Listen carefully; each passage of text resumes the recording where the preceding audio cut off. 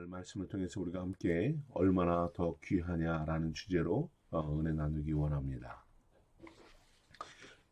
예수님의 신비로운 기적과 이적들, 그리고 병 고침의 능력들, 그리고 파워풀한 메시지는 많은 이들을 놀라게 하죠.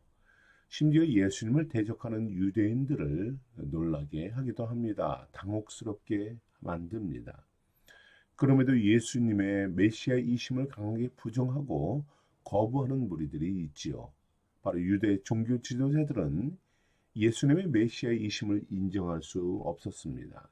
거부합니다. 그러나 예수님이 메시아의 능력을 행하는 것에 난감해하고 당혹스러워합니다. 결국 이들이 생각해낸 것은 예수님을 쫓아다니면서 그에게 율법에 흠이 있나 없나 흠을 잡는 것. 그래서 그것이 그들의 결정입니다. 만약 예수님이 율법에 어긋난 행동을 한다면 메시아가 아니다라는 자신들의 주장에 정당성을 부여할 수 있기 때문이지요. 예수님을 율법으로 정죄하고 그를 이단시 여기며 예수님의 추종자들을 율법으로 정죄하고 비난할 수 있기 때문입니다. 무엇 때문에? 그런데 유대인들은 이처럼 예수님의 대적자들이 되었을까요? 예수님께서 자신들과 함께하지 않기 때문이죠. 자신들의 율법에 동조하지 않기 때문입니다. 뿐만 아니라 주님의 심판 메시지는 자신들을 향해 있었고 자신들의 죄성을 끄집어내며 정죄하고 결국 대중들에게 자신들을 수치스럽게 만들기 때문입니다. 이들은 죄를 회개하기보다는 예수님을 향한 강한 거부감을 드러냅니다. 단순히 의견 충돌이 일어나는 것에 그치는 것이 아니에요. 미움과 분노의 감정을 넘어서서 예수님을 죽이려는 이러한 결의로 이어집니다. 오늘 14절 말씀에 어떻게 하여 예수를 죽일까 의논하거늘 그들은 예수를 죽이자라는 집단적인 이 살해 욕구가 타오릅니다. 예수님의 메시아가 될 수 없는 이유를 찾기 위해 혈안이 되어 있는 것입니다. 이런 대립과 갈등에 오늘 말씀인 바로 이 안식일 논쟁이 큰 영향을 끼쳤습니다. 오늘 마태는 예수님의 제자들이 안식일의 밀밭 사이를 지나가면서 밀 이삭을 먹는 것에 대해서 바리새인들의 비난으로 말씀을 시작합니다. 이에 대해 주님은 안식일의 주인이 누구인가 말씀하시며 안식일은 율법적으로 지키는 것이 아니라 바로 선을 행하는 날이다라고 교훈하십니다. 안식일은 율법의 핵심인 십계명 중에 하나이죠. 인간들을 향한 그 계명 중에 첫 번째 핵심이 또한 안식일이기도 합니다. 십계명 규율에 따라 지키는 날로 일주일의 마지막 날이 되지요. 그래서 유대인들은 현대의 토요일을 안식일로 지킵니다. 그러나 기독교는 주일을 안식일로 지키지요. 그 이유는 무엇입니까? 바로 예수님께서 무덤에 장사 지내셨다가 부활하신 날이기 때문입니다.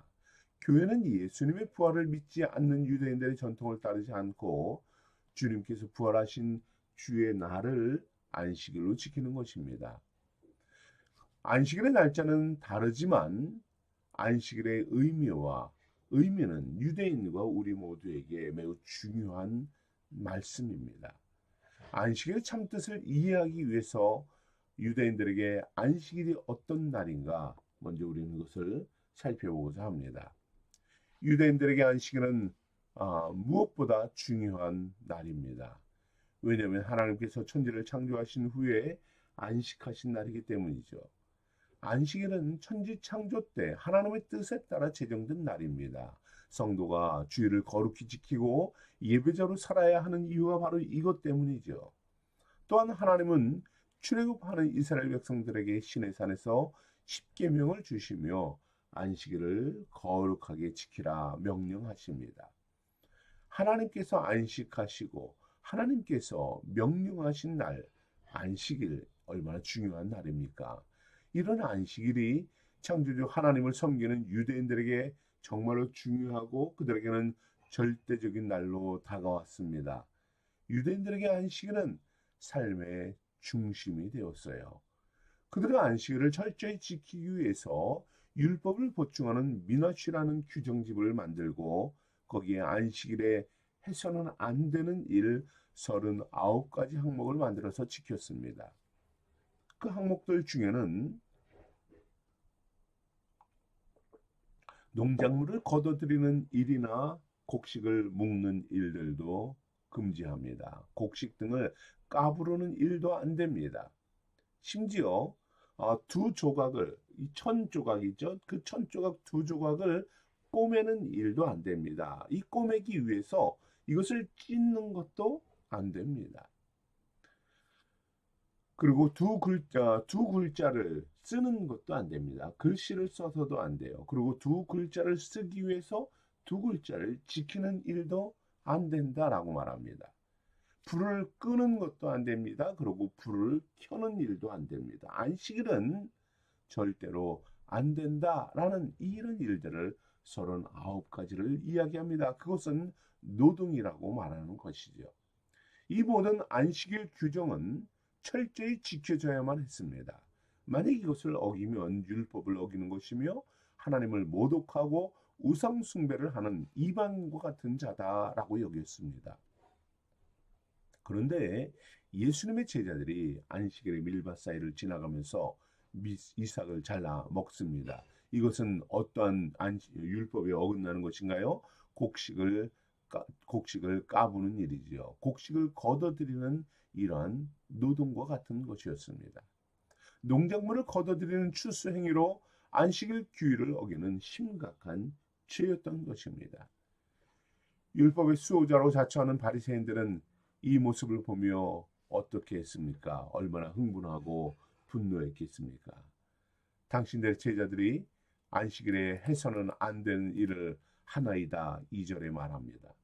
바리새인들은 주님께 달려와서 당신의 제자들이 율법을 파괴하는 불법자들이다라고 정죄합니다. 안식일 규정을 어기는 자이며 하나님을 모독하고 대적하는 이단자다, 이방인과 같은 자들이다 강력하게 항의합니다. 현대 성도들이 볼 때의 이삭을 까먹는 행위는 별것 아니죠. 주일이라고 그 정도 못하겠습니까? 큰 문제가 되지 않습니다. 그러나 유대인의 관점에서 보면 이 제자들의 행동은 율법을 파괴하는 율법의 규례를 어기는 불법적인 행위였던 것입니다. 율법을 완성하러 오셨다고 선포하는 주님께서 난감하고 당혹스러운 상황에 처하게 될 수밖에 없습니다. 그러나 이때 주님은 놀라운 답변을 하십니다. 3절에서 8절의 말씀 속에서 주님은 몇 가지 사례를 들어가시면서 율법의 안식일이 어떠한 의미가 있는지, 어떠한 날인지 말씀해 주십니다. 3절에서 8절 사이에 주님은 다윗이 하나님의 성전에서 진설병을 먹은 일을 설명합니다. 그리고 제사장들이 성전에서 안식일을 범해도 죄가 되지 않는다는 이 율법을 말씀하지요. 이 말은 무슨 말입니까? 하나님의 성전은 율법을 가장 완벽하게 지켜야 하는 것이에요. 안식일 계명을 완전히 지켜야 하는 것입니다. 가장 중요한 것이죠. 그러나 성전에서도 율법의 예외 규정이 있다라고 말씀하고 있는 것입니다. 주님은 안식일 규정을 거부하지 않으십니다. 다만 이 안식일 규정을 거룩하게 지켜야 하지만 그러나 예외도 있다라고 말씀하시는 거죠. 무슨 사례입니까? 사울에게 쫓기던 다윗은 아히멜렉의 도움으로 성전의 떡과 골리앗의 칼을 제공받습니다. 즉 생명을 살리기 위해서는 안식일 규례를 넘어설 수 있다라는 말이죠. 또한 성전을 지키고 관리하기 위해서 거기서 일을 하기 위해서 제사장들이 안식일을 범할 수 있다라고 말합니다. 하나님의 일을 위해서는 안식일을 예외로 한다라는 말이죠. 안식일 규정은 생명을 살리는 일과 하나님의 일, 하나님의 역사를 위해서 예외적으로 적용할 수 있다는 말입니다. 특히 주님은 단호히 선포하십니다. 내가 너희에게 이르노니 성전보다 더 큰 이가 여기 있느니라 말씀합니다. 더 큰 이라는 것은 히브리어로 메이존이라는 말이에요. 더 많은, 더 위대한, 더 연장자라는 뜻이에요. 무슨 말입니까? 주님은 성전의 주인이시며 성전보다 더 크고 성전보다 위대하신 하나님이시다라는 말이죠. 성전의 주인이신 주님과 함께하는 일은 안식일 규정으로 규제할 수 없다라는 것입니다. 예외다라는 것이죠. 하나님의 일을 하는 자들이다라는 것입니다. 하나님의 위대한 성전보다 위대한 그 하나님과 함께하는 사람들의 삶은 하나님의 기쁨이고 안식일에 할 수 있는 사람들이다라는 것이죠. 주님은 인자는 안식일의 주인이다 하십니다. 안식일을 만드신 분이지요. 안식일의 주인이시고 안식일에 예배 받으시는 분입니다.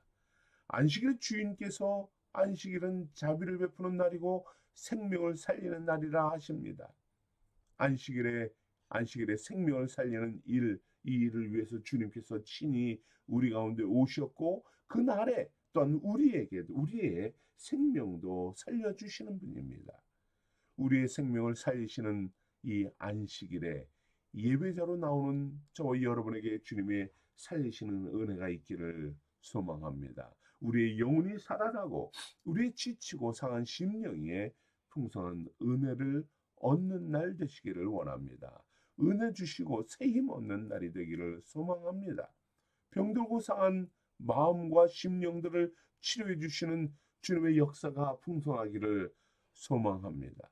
주님께서 생명을 살리시는 이 안식일에 우리가 온 마음을 다하여 안식일의 주인 되신 주님을 경배하고 예배하며 주의 긍휼과 사랑을 나누는 성도들 되기를 권면합니다. 주님은 안식일에 회당에 또 들어가십니다.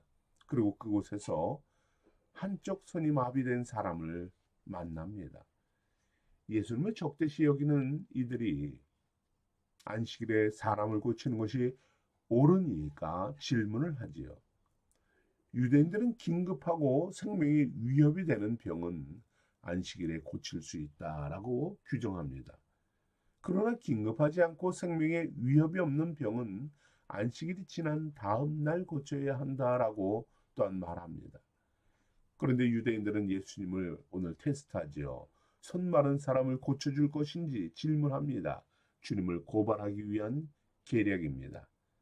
손 마른 병은 긴급한 병이 아니죠. 오랜 시간 동안 그에게 고통이 되었던 그러한 병입니다. 오늘이 아니어도 내일을 해도 문제가 되지 않습니다. 그런데 만약에 예수님께서 고쳐주신다면 주님은 율법을 파기하는 자가 되는 것입니다. 그것을 정죄하기 위해서 그들은 질문합니다. 이에 대해서 주님은 어떻게 말씀하십니까? 12절의 말씀을 보면 사람이 양보다 얼마나 더 귀하냐? 그러므로 안식일에 선을 행하는 것이 옳다 하십니다. 그렇습니다. 안식일의 핵심이 무엇입니까? 사람들에게 자비를 베풀고 선을 행하는 것입니다. 비록 유대인들은 안식일에 아무것도 해서는 안 된다라고 생각을 했습니다. 하지만 주님은 선을 행하는 것이 진정한 안식일이다, 쉼이다 말씀합니다. 하나님께서 안식일을 정하시고 지키라고 명령하신 것은 아무것도 하지 말라는 말이 아닙니다. 안식일의 멍에를 씌우기 위한 것도 아닙니다. 안식일을 온전히 지키지 못하여서 죄의식을 심어주기 위함도 아닙니다. 하나님은 안식일을 통해서 성도들이 쉼을 누리고 창조주 하나님을 기억하고 감사하기를 원하십니다. 유대인처럼 아무것도 하지 않는 쉼이 아니라 쉼이 아니라 하나님의 선한 역사를 이루기를 원하시는 것입니다. 만약에 아무것도 하지 않는다면 여러분 그것은 어떠한 일이 됩니까? 자신과 타인들에게 피해를 입히는 것이지요. 생명을 등한히 여기는 것입니다. 그날 해야 하는 주님이 원하시는 선한 일을 하지 않는 이런 불순종이 되는 것입니다. 생명을 구하고 자비를 베푸는 선한 일이 안식일을 허락하신 하나님의 뜻임을 기억하시기 바랍니다. 주님은 안식일에 병자를 고치시며 이 땅에 오신 목적을 이루십니다. 20절 말씀에 주님은 이와 같이 말씀하죠. 상한 갈대를 꺾지 아니하며 꺼져가는 심지를 끄지 아니하기를 심판하여 이길 때까지 하리니. 안식일의 예배제로 나오는 성도들을 상한 갈대와 꺼져가는 심지와 같이 여겨 주십니다. 연약한 우리들에게 자비를 베푸시고 긍휼히 여겨 주시며 구원으로 인도하시는 분이지요. 우리의 친구가 되어 주십니다. 선을 베푸시고 은혜를 베풀어 쓰러지고 좌절하는 자가 아니라 이기는 성도로 저와 여러분을 세워주실 줄 믿습니다. 안식일뿐만 아니라 매일매일 순간 연약한 우리를 돌아보시고 생명 주시며 선한 역사를 이루어 가시는 주님을 찬양하는, 주님과 동행하는 우리 생수의 성도들이 되기를 축복합니다. 우리 함께 기도하겠습니다.